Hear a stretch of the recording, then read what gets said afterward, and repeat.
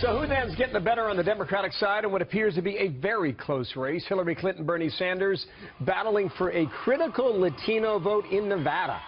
Check out the latest numbers. CNN poll. Here we go. South Carolina now takes place a week from Saturday. On the Democratic side, Clinton holds a sizable lead over Bernie Sanders. Meanwhile, President Bill Clinton has some people scratching their heads a little bit over this comment he made while stumping for his wife in Tennessee. The other thing I want to make a funny comment about is Steve Cohen's remark that I was just a stand-in for the first black president. I'm happy to do that, but you know what else we learned from the human genome?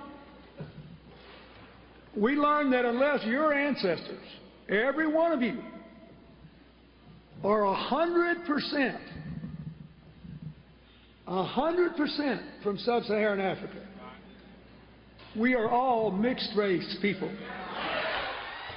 Ed Henry live in Vegas again today. Ed, good morning. What was the context for that comment? What was that all about? Well, there are some critics immediately saying, look, that was cringeworthy. Why would he suggest maybe that Barack Obama did not make as much history as the nation's first African-American president, that were all mixed race? What he said in the next sentence was basically that the human genome shows us that 99.5% of us all the same. There's only a tiny difference, and we should focus on what unites us, not what divides us. So that's sort of a standard Bill Clinton thing. It was sort of a clumsy way, maybe, of saying it at the beginning. And by the way, he went on to say that Barack Obama has created 14 million jobs. So the Clinton campaign is trying to say, look, he wasn't trying to go after President Obama, but that's a very sensitive subject, not just because of the race angle there, but also because the Clinton camp keeps hitting Bernie Sanders, saying that he wanted to have a primary challenge. Somebody challenged Barack Obama in 2011 and has been tearing down President Obama.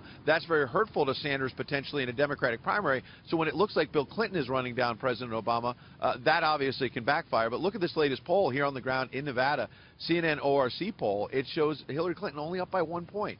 48% to 47%. She was up 25 points a month ago. So it shows you the gap is closing. The momentum is still on the Sanders side. And Bill Clinton, you mentioned him, he was supposed to be a much bigger asset out here in states like Nevada, and maybe some of that has backfired. Bill. Yeah, it appears that the Clinton team has upset the Senate Minority Leader Harry Reid from Nevada. Yeah. What's that all about, Ed? Yes. Well, because the whole reason why this is the first in the West caucus on Saturday night is because Harry Reid made sure that they would get to vote early because he believes the Hispanic vote is critical. Well, Brian Fallon, one of Hillary Clinton's spokespersons, said a few days ago, well, the Hispanic vote doesn't quite matter as much here, that this is a very white state, and that it's actually very similar to Iowa.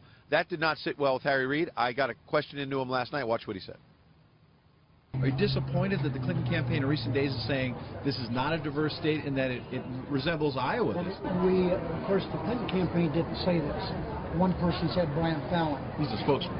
Which he changed real quickly after I called him, okay? You called him directly? Well, I had somebody call him. So Harry Reid says he had someone call Brian Fallon, and he changed that tone very quickly. Clearly, Harry Reid was not happy, and by the way, he went on to tell me and other reporters there he's not going to endorse either Clinton or Sanders before the caucus. You can bet the Clinton camp, wanting the establishment vote, wanted a Harry Reid endorsement. He's not endorsing anybody, Bill. 3 days away. Thank you, Ed Henry, live in Vegas today.